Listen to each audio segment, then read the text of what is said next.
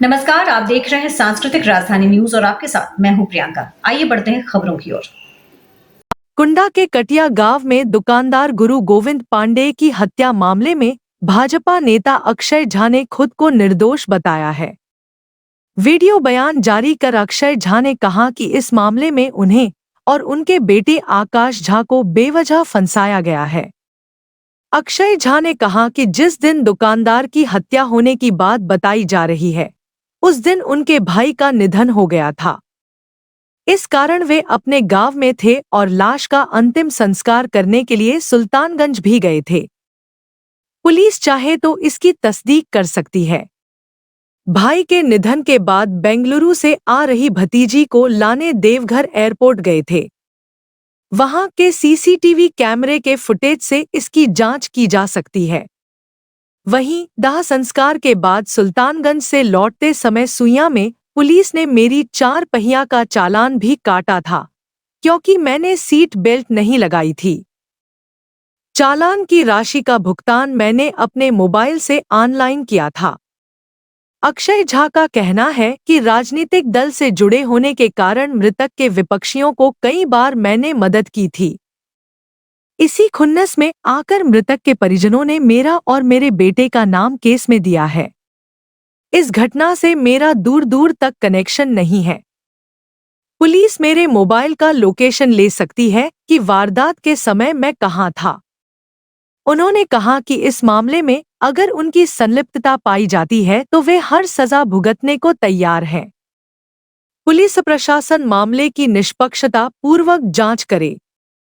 उल्लेखनीय है कि दुकानदार की हत्या मामले में भाजपा नेता अक्षय झा, उनके बेटे समेत 8 लोगों को नामजद आरोपी बनाया गया है। आज तक मेरे ऊपर में ऐसा कोई केस नहीं है, मेरे साथ कोई कैमरा उंगली नहीं उठा सकता है। प्रशासन पर हमको पूरा भरोसा है।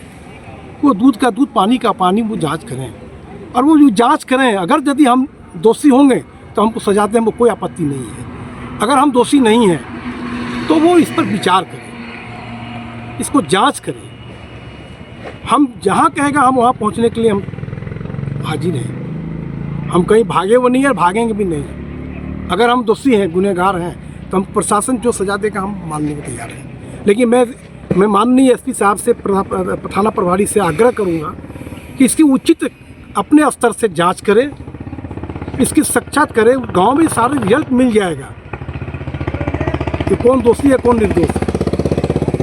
हमको उम्मीद है अगर प्रशासन अगर चाह ले, पुलिस अगर प्रशासन चाह ले, हमको लगता है कि दूध का दूध, पानी का पानी स्वयं लोग निकाल लेंगे।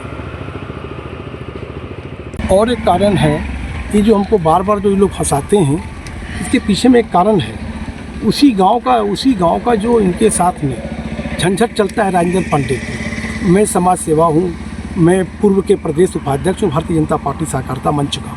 यहाँ का हम डिस्ट्रिक्ट प्रेसिडेंट 2 बार रह चुके हैं मंच मोर्चा देवघर जिला के।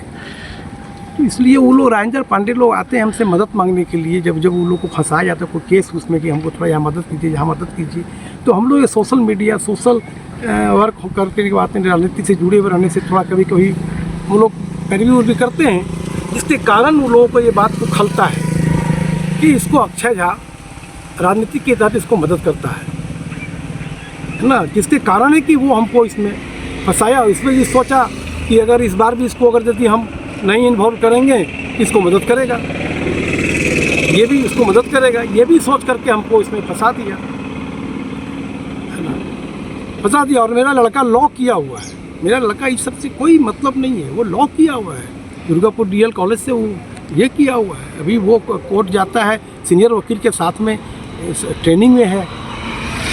उसको तो कोई मतलब ही नहीं है सबसे, वो तो एकदम निर्भीक है लड़का है, अंडर एज है, अभी उसकी शादी भी नहीं हुआ, न कुछ हुआ है।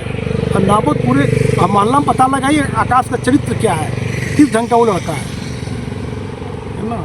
सिर्फ होता है सब किए, तब हमको सूचना मिली कि ऐसा बात है। ये हमको षड्यंत्र एकदम फंसाने का काम, फंसाने के चलते हमको ऐसा ही लोग करता है। और एक बार नहीं, बार बार इस तरह से वो लोग करता है, जबकि हमारा कोई उसके साथ में लेना देना नहीं है। और हम क्यों जाएंगे गांव में? तो गांव में अगर जानकारी इसको लिया जाए, क्या वो वैसा गाड़ी वहाँ गई थी घटना के समय में? या हम चेहरा भी तो कोई भी देखे पता लगा जो कि मेरे चेहरा में दाढ़ी है। बासुकीनाथ के नाम से गश्ती है, बाबा बासुकीनाथ का गश्ती रखे हुए हैं। मेरा कुछ इलाज चल रहा है अभी, मेरा इलाज शुगर का है, ब्लड प्रेशर का है, किडनी का दवाई खाते हैं, किडनी मेरा इलाज चल रहा है। कभी चंडीगढ़ से कराते हैं, कभी मेडिका कोलकाता से कराते हैं, कभी रांची से कराते हैं, कभी हेल्थ पॉइंट से कराते हैं। हम खुद अपने ही विचलित हैं।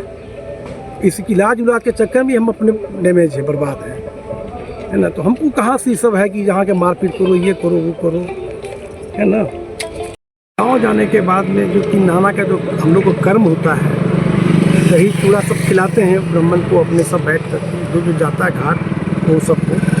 फिर वहाँ से करके हम लगभग 2 बजे वहाँ से हम फ्री हुए इस कार्यक्रम करके। और हमको ये पता भी नहीं था कि ऐसा ऐसा घटना घटी है। पेपर के माध्यम से हम पढ़ें, कुछ हमारे अपने आदमी थे जो हमको फ़ोन में खबर किया, सूचना दिया कि ऐसा ऐसा घटना घटी है। हमने कहा हम तो यहाँ थे ही नहीं, ये षड्यंत्र के तहत। और ऐसा एक बार ये लोग नहीं, हमको इस टाइप का 2-3 बार हमको फंसाया है। ये लोग को आपसी विवाद, गांव का क्या विवाद है, नहीं विवाद है, मैं नहीं जानता हूँ।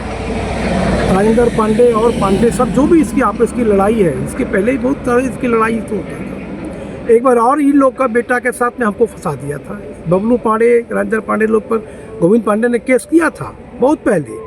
उस केस में, छिड़कानी केस में, क्या केस, उस केस में भी हमको इन्वॉल्व कर दिया था, जबकि दूर दूर से हम उसमें कहीं नहीं थे। ये जब भी आपस में लोग गांव में कोई तरह की लड़ाई होता है, उसमें हमको ये लोग जान करके हमको फंसा देता है, जान कर फंसा देता है। 2-3 केस में हमको फंसाई। इसके बाद मेरे प्रूफ है, कागज है, सब कुछ इसका काम है। फिर ये लोग आपस में गोतियारी झगड़ा हुआ, अब क्या झगड़ा हुआ नहीं झगड़ा वही लोग जानता है।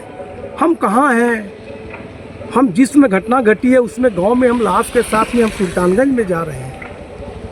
हमारे साथ कम से कम 50-60 को लोग हैं, सारा एक गांव से। आप लोग जाइए, मैं आप लोग से आग्रह करता हूं, आप लोग जाइए। मैं प्रशासन को भी कहूँगा कि आप मेरे गांव में जाकर के बागनाडी, मधुपुर, कौरपथोल थाना के अंतर पड़ता है बागनाडी गाँव, तो वहाँ जाकर के आप संविधान करिए, उसको जाँच कीजिए, पड़ताल कीजिए। सच्चाई क्या है तो आपको आ जाएगा। हम वहाँ पर थे, हम लोग साथ में कंधा लगाए अपने भाई को, और भाई कंधा में लगा करके उनको लाश को लेकर के सुल्तानगंज गए। वहाँ हमारा भतीजा मुँह अग्नि दिया, हम लोग फेरा लगाए, 4-5 चक्कर घूम करके सनातन धर्म के तहत उसका वहाँ हम लोग पंचांग किया। फिर वहाँ 1-15 से 1-20 में मैं बेटी को लेकर के, भतीजे को लेकर के वहाँ से हम सीधे मधुपुर गए। सोमवार को करीब 2 बजे हम मधुपुर घर गए, अपने गांव बागनाडी। फिर वहाँ हम लोग लाश को सारी तैयारी करते करते 3:30-4 बज गया।